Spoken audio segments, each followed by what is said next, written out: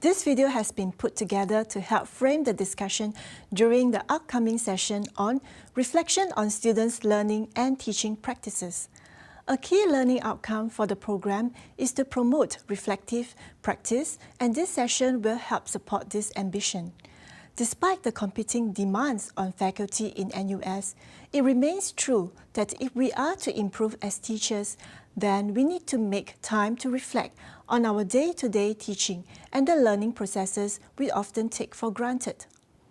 This video includes an interview with Adrian Lee, who is, at the time of interview, a senior lecturer in the Department of Chemistry and Deputy Director of the Centre for Development of Teaching and Learning.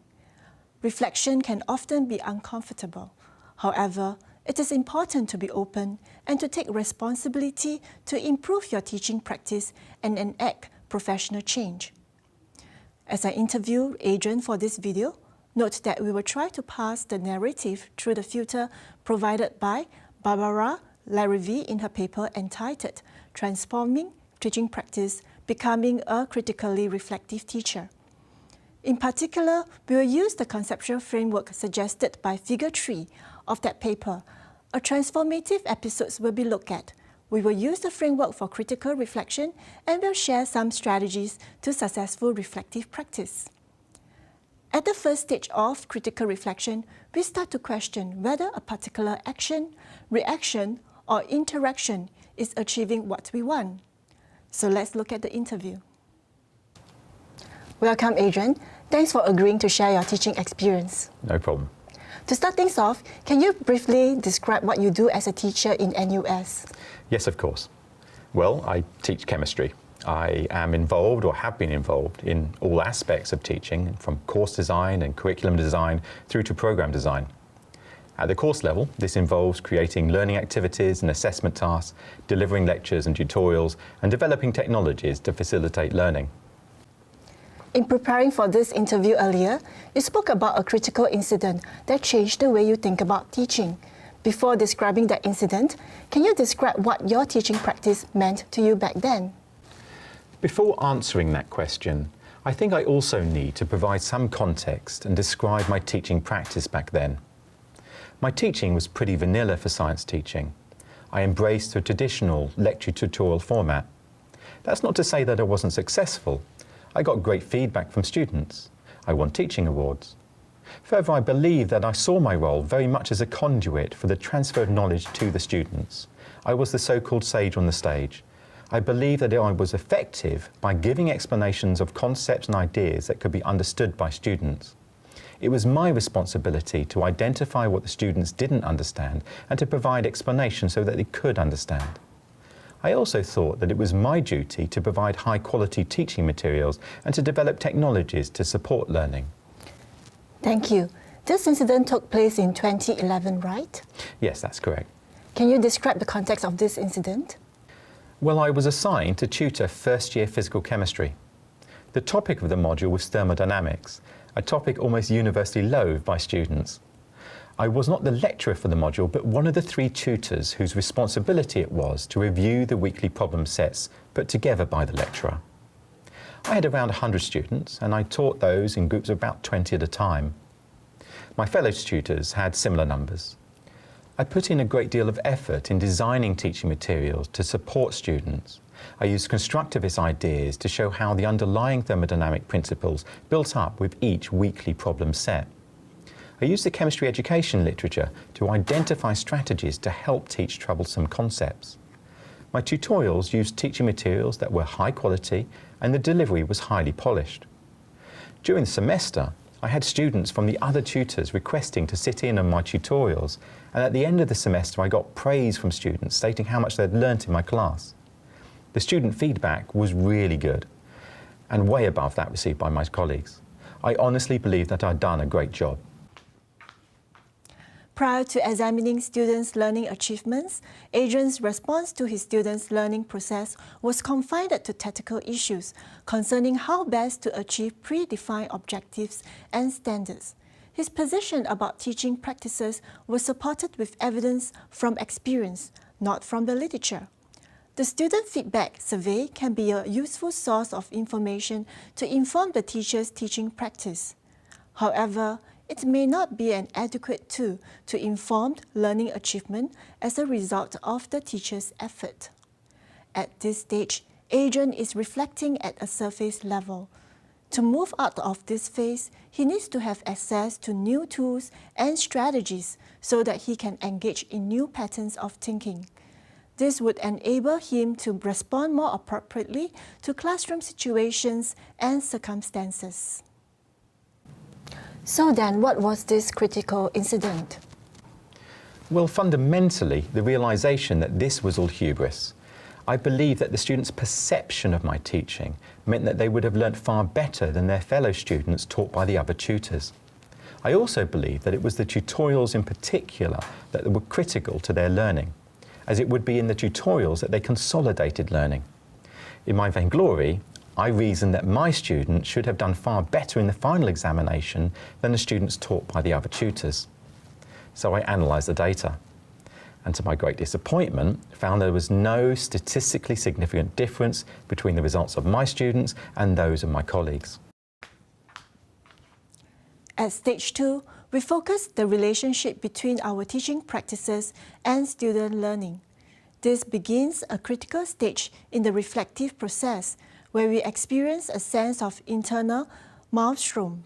It is essential that we strive to seek clarity before moving to the reconciling phase. Failing to do so may lead us to seek a quick fix or stay with our old practice.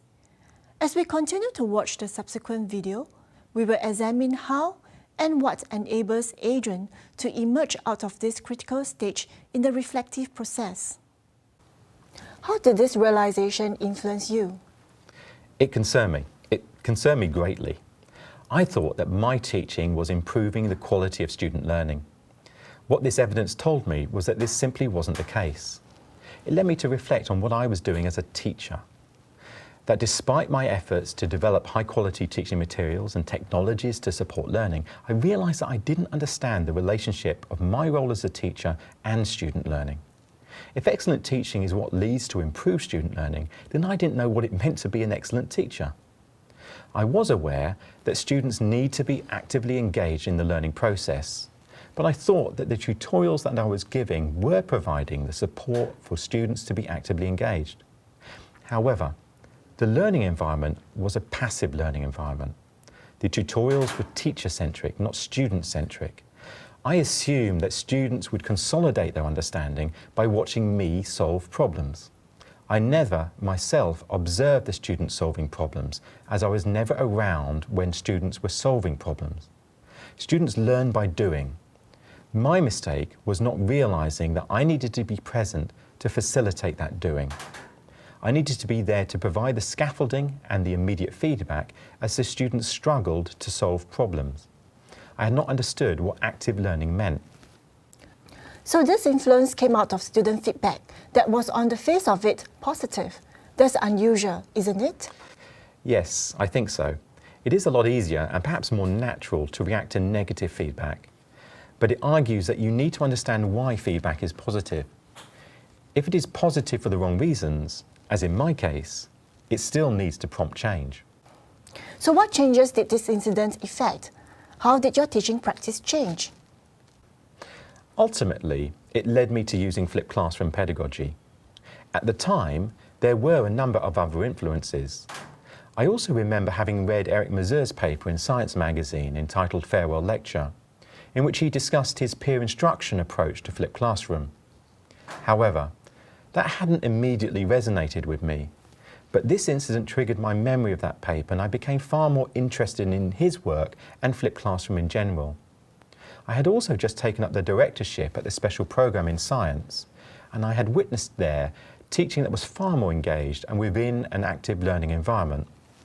As director, I had the opportunity to travel to the US and meet a number of people who were using flipped classroom strategies, including John Faulkner at the University of Colorado Boulder, John Belcher at MIT, and indeed Eric Mazur at Harvard.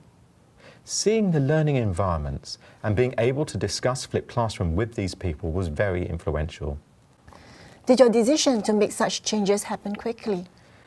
The decision that I needed to change happened almost instantaneously. But the decision to use flipped classroom approach, that took perhaps a couple of months. Letting go of what is familiar leads us to a stage where we experience chaos and uncertainty. It is essential that we allow ourselves to experience the uncertainty and to adopt an effective strategy to help us reconcile the situation. From the interview, Adrian utilized various sources of evidence to examine his teaching performance. He also strived to understand the theories underpinning such approaches and the connections between theoretical principles and practice. Observing other teachers' teaching practices and spending time talking to other teachers about their teaching practices not only broadened his perspective on teaching strategies, but also led him to both understand what is and to work to create what might be. He took time to foster consistency between his teaching belief and classroom practice. At the critical reflection stage, the teacher is engaged in ongoing reflection and critical inquiry concerning teaching actions as well as thinking processes. Were you concerned about making wholesale changes to your teaching practice? Flipped classroom is in drastic contrast to traditional teaching. So yes, I was concerned. I believe very strongly that it was the right thing to do, that if my approach to flipped classroom was properly grounded in the principles set out in the education literature, that it would lead to improved student learning. At the very least, I thought it was a worthwhile change to make. I was also concerned about how the students would react to a flipped classroom approach. I believe that students expected a particular style of teaching. What kind of expectation? They have a vision of a university education that has at its heart the traditional lecture. To finish and to end your story, can you tell me whether these changes were successful? I taught the module in which I used flipped classroom for a total of 7 years. For 3 years, I taught using a traditional lecture tutorial format, and I followed that with 4 years of using flipped classroom. I therefore had a great deal of data to determine success. I'd also solicited a great deal of survey data from the students. Notably, I found that a plurality of students over the course of the semester were persuaded that flipped classroom was a better pedagogy. The students also saw the utility of just-in-time teaching strategies, but the students were most impressed by the repurposing of small group teaching. That is, the replacement of traditional tutorials with student-centered learning activities. Ultimately, the success of the changes was borne out in the student results. My flipped classroom students achieved a grade and a half higher than the students taught using traditional teaching. This improvement was achieved at the same time as students gave me even better student feedback scores. However, this time I did perhaps believe I deserved those scores. I think that pretty much covers it. Thank you. My pleasure.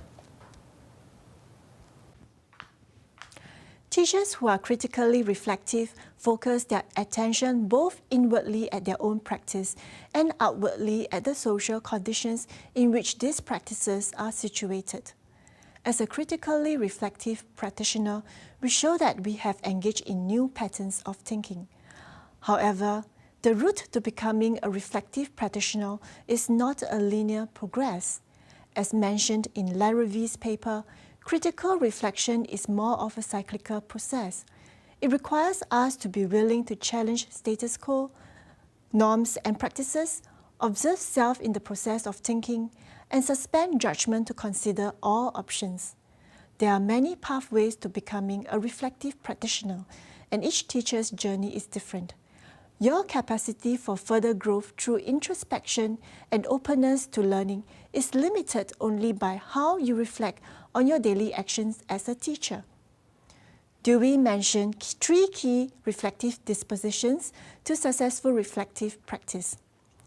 A willingness to listen to more than one side, careful considerations of the consequences of our actions, and commitment to seek every opportunity to learn. Think about possible situations or opportunities you can create to achieve the above.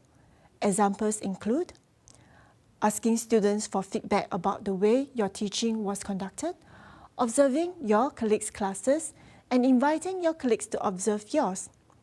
pairing up or forming a small group within your department to set aside a few minutes each week to discuss and share about each other teaching practices, and perhaps reviewing the education literature to ensure that your teaching practice is research-informed and evidence-based.